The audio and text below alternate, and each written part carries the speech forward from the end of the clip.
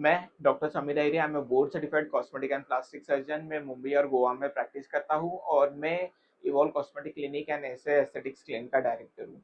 तो आज के वीडियो में मैं आपको एक्सेसरी ब्रेस्ट के बारे में बताना चाहूँगा। तो एक्सेसरी ब्रेस्ट है, एक्सिलरी ब्रेस्ट क्या होता है? यूजुअली ये नॉर्मल ब्रेस्ट है जो अब नॉर्मल लोकेशन पे, फॉर एग्जांपल आपका प्री एक्सिलरी एरिया, आपका आर्मपिट एरिया है, ये एरिया में सिचुएटेड रहते हैं। तो जो अबनॉर्मल एरिया या फिर जो एरिया में नहीं होना चाहिए वो एरिया में जब ब्रेस्ट टिश्यू आता है तो हम उसको एक्सेसरी ब्रेस्ट बोलते हैं। मोस्ट कॉमन लोकेशन उसका प्री एक्सिलरी एरिया है, इसलिए उसको एक्सिलरी ब्रेस्ट टिश्यू भी कहा जाता है। तो इसके कारण क्या होते हैं होने के? तो सबसे पहले उसका कारण है जेनेटिक। बहुत सारे पेशेंट्स को जेनेटिक फैक्टर्स के वजह से एक्सेसरी ब्रेस्ट रहता है। सेकंड, इसका रीज़न है अगर for example growth related issues, जैसे एग्जांपल ये आपको बर्थ से रह सकता है या प्यूबर्टी के टाइम पे डेवलप हो सकता है, प्रेगनेंसी के टाइम पे डेवलप हो सकता है या वेट फ्लक्चुएशन के वजह से होता है। तो डेफिनेटली जब ये सब रीजंस है तो इसके जो एसोसिएटेड फैक्टर्स है, फॉर एग्जांपल ये ब्रेस्ट टिश्यू है लेकिन इसके साथ लिम्फ नोड्स भी इनलार्ज हो सकते हैं, लाइपोमा या फैट डिपोजिशन हो सकता है, वैस्कुलर माल फॉर्मेशन होते हैं। तो ये सारे डिफरेंशियल डायग्नोसिस या ये सारे कंडीशंस ये एरिया में होते हैं। अगर लेमन टर्म में आप मुझे पूछोगे तो इसको स्ट्रेट वे काफ़ी मेरे पेशेंट्स आर्मपिट फैट बोलते हैं। उनको पता नहीं रहता कि ये एक्चुअली ये एक्स्ट्रा ब्रेस्ट टिश्यू है जो यहाँ पे लोकेटेड है। तो इसके कंप्लेंट्स क्या रहते हैं? बेसिकली जो पेशेंट्स हमारे पास आते हैं वो कंप्लेंट्स लेके आते हैं कि उनको यहाँ पे स्वेलिंग है, उनको यहाँ पे लंप है, उनको पोस्चर मेंटेनेंस में डिफ़िकल्टी होती है, उनको टाइट कपड़े नहीं पहन सकते वो, उनको स्लीवलेस पहनने में दिक्कत आता है क्योंकि यहाँ पे बल्ज आता है। काफ़ी बार वो बड़े होने के वजह से पेशेंट्स को डिस्कम्फर्ट रहता है, इरिटेशन रहता है, पेन रहता है ये एरिया में, एंड पेशेंट का कॉन्फिडेंस कम हो जाता है। तो ये पेशेंट के एक्टिविटीज़ रिस्ट्रिक्ट हो जाते हैं, वो हाथ का मूवमेंट ज़्यादा ऊपर नहीं करते, दे आर नॉट कंफर्टेबल, ब्रा कंटिन्यूस वहाँ पे ब्रश होता है, फ्रिक्शन होता है, तो वो इरिटेट होते हैं। तो patient want solution for this. तो इसका सॉल्यूशन क्या है? लेकिन इससे पहले ये प्रोसीजर के लिए कौन कौन आइडियल कैंडिडेट है? ये प्रोसीजर सारे पेशेंट्स कर सकते हैं जो मेडिकली फिट है, जो नॉन स्मोकर है, जो कोई ब्लड थिनर पे नहीं है और उनको रियलिस्टिक एक्सपेक्टेशंस है। ट्रीटमेंट में ऑप्शंस क्या-क्या अवेलेबल है? बेसिकली इसमें 2 ट्रीटमेंट ऑप्शंस अवेलेबल है। One is surgery and second is liposuction.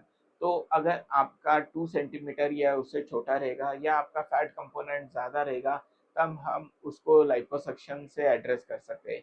Liposuction हम लोकल एनेस्थीसिया में कर सकते हैं। एक स्मॉल कट रहता है, स्कारलेस रहता है और हम लेज़र टेक्नोलॉजी यूज़ करके आपका fat as well as small breast gland अगर कंपोनेंट रहा तो वो एस्पिरेट कर लेते हैं, सक आउट कर लेते हैं। इससे एडवांटेज ये है कि आपको अगर ज़्यादा स्किन लूज नहीं है, आपका स्किन कॉन्ट्रैक्ट हो जाएगा, आपको रिजल्ट्स भी मिलेंगे।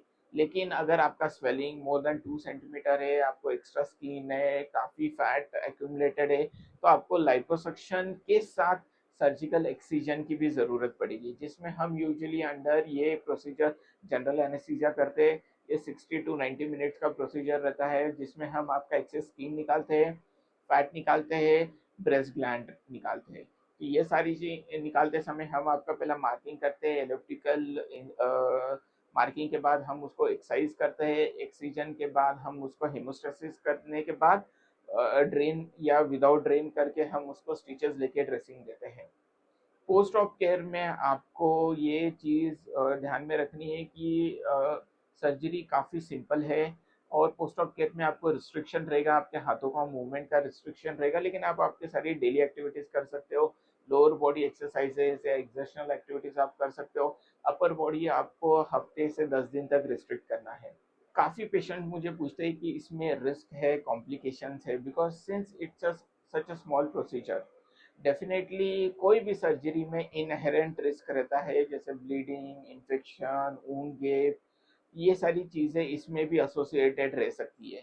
आप इसको कैसे सेव कर सकते हो या आप कैसे आपका रिस्क कम कर सकते हो?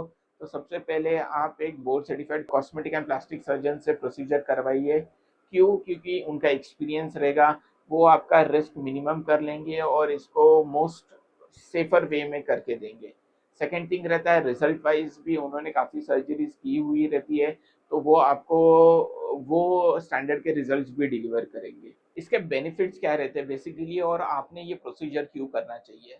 एक्सेसरी ब्रेस्ट अगर आपने सर्जरी की है तो आपका डिस्कम्फर्ट चला जाता है, पेन चला जाता है, इरिटेशन चला जाता है, आप स्लीवलेस कपड़े पहन सकते हो, आप टाइट ड्रेस पहन सकते हो। प्लस टू दैट एक साइकोलॉजिकल बेनिफिट भी है जिसमें आप में सेल्फ कॉन्फिडेंस आ जाता है स्लीवलेस पहनने में, हाथ ऊपर करने में, ये सारी चीज़ें आप कर सकते हो।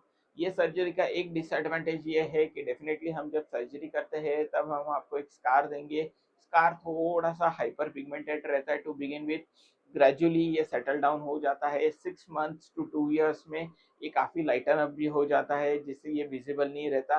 लेकिन डेफिनेटली इसका in spite of taking plastic surgery stitches इसका एक विजिबल स्कार मार्क रह सकता है।